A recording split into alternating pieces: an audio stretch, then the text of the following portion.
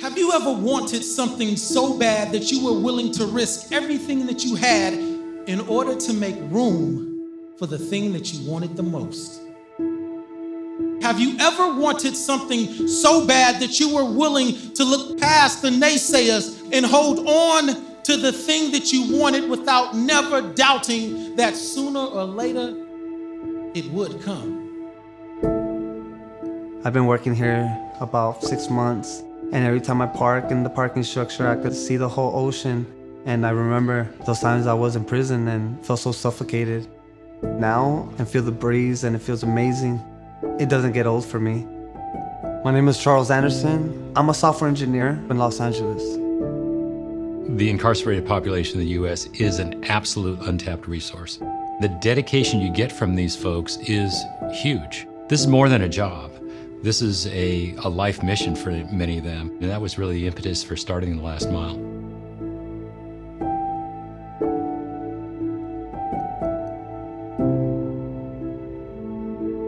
WorkingNation is a multifaceted e-commerce platform, and we specifically help florists. Charles has been an incredible employee. He exemplified the kind of qualities that we wanted for that person that we were hiring. I didn't know his past. He told me his story, and I was floored. My father was very abusive growing up. My mother tried to stop my dad, but that would only make matters worse. I seen the devastation on her face. It broke my heart. My fear for my father slowly started turning into anger. At the age of 14, I joined the gang. At the age of 19, I was incarcerated for 10 years. I felt my life was over. I have these crimes on my record, no education. Nobody's ever gonna give me a chance. Nobody's gonna give me an opportunity. The last 2 years that I had left in prison, I decided to take the last mile, and it was the best decision I've ever made for my life. 75% of those who are formerly incarcerated are unemployed within the first year. Without employment, there's more chance that when they come home, they'll go back. We believe that having a job is the key to successful re-entry and breaking the cycle of incarceration. We're teaching people how to be free before they get out, to actually meaningfully impact what this person is going to do for the rest of their life, how they're going to be able to support their families. This is absolutely important. No matter where you are in this country, people who are incarcerated, they return to you. And how do you want a guy to return to your community? Do you want a guy who's been sitting in prison, hardened by just the environment? Or do you want a guy who has some new skills and hope that he can take care of himself and his family? Which guy do you want coming home to you? It's not just Silicon Valley and California where you're seeing technology, it's the middle of the U.S. that has this appetite as well. Indiana, like most states, has grappled with a recidivism rate that is too high. When you hear about a program that has a 0% recidivism rate, you start to wonder, how'd they do that? This has given people the skill set to get a job, a meaningful, fulfilling job where they are contributing to the bottom line. And for many folks, they've never had that before.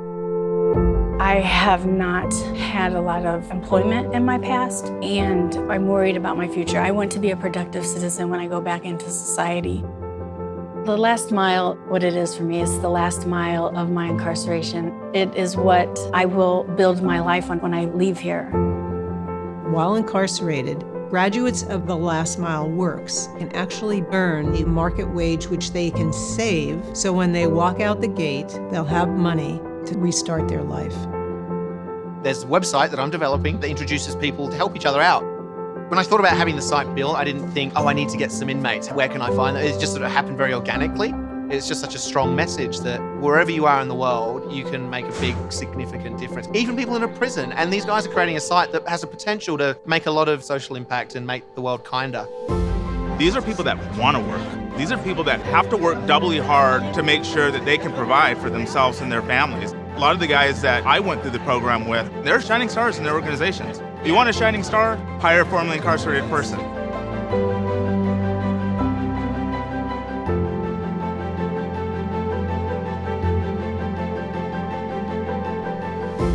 Being accepted into the Last Mile would be the beginning of my future. These set of skills is what I will build my life on. It's the foundation of my life when I leave here. This is going to move someone from the back of the line to the front of the line. So this last mile program really starts the first mile of the rest of their life.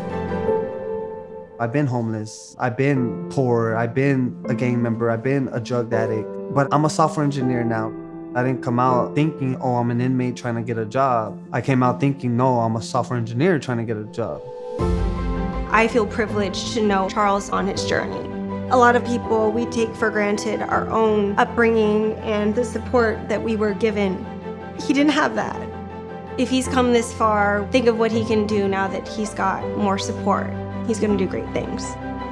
My dream is to create little tech hubs in these underprivileged communities. And I don't want to kick these people out. No, I want them to be a part of it. I want them to join me. I want them to transform their lives and see that it doesn't matter where you come from. It doesn't matter your past. If you have a dream, you have a vision, you have people that believe in you, you can make it happen. One day you was bold enough to ask yourself the question, what if? What if we started to treat our last mile as if it were our first steps in reconciliation? What if? What if my life can be something other than this? What if?